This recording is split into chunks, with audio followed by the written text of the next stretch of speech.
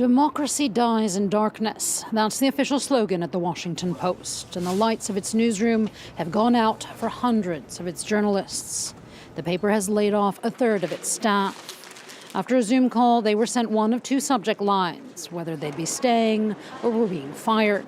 From Ukraine, reporter Lizzie Johnson tweeted after receiving her notice.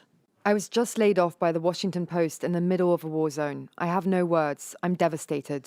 Just days earlier, she'd posted about bearing witness to war in sub-zero temperatures. Warming up in the car, writing in pencil, pen ink freezes, by headlamp. Despite how difficult this job can be, I'm proud to be a foreign correspondent at the Washington Post. The paper's Cairo bureau chief expressed a similar sentiment, writing hard to understand the logic, pointing to a loss of revenue and readership since the Post broke with tradition and did not endorse a Democratic candidate in 2024. Its executive editor called the layoffs a broad strategic reset.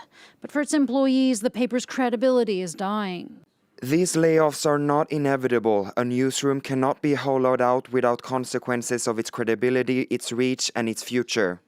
In addition to the layoffs, journalists at the paper have been leaving for months, as have readers who've been turned off by owner Jeff Bezos' relationship with Donald Trump. For the Post's former editor, a gutting of independent journalism is underway. This ranks among the darkest days in the history of one of the world's greatest news organizations.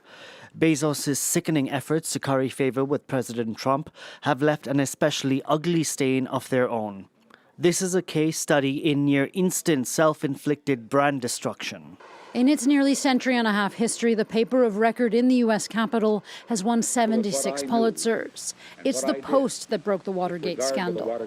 But under the Bezos ownership and a squeezing of independent journalism by the Trump administration, it is, for many Post journalists, dark days at the 149-year-old paper.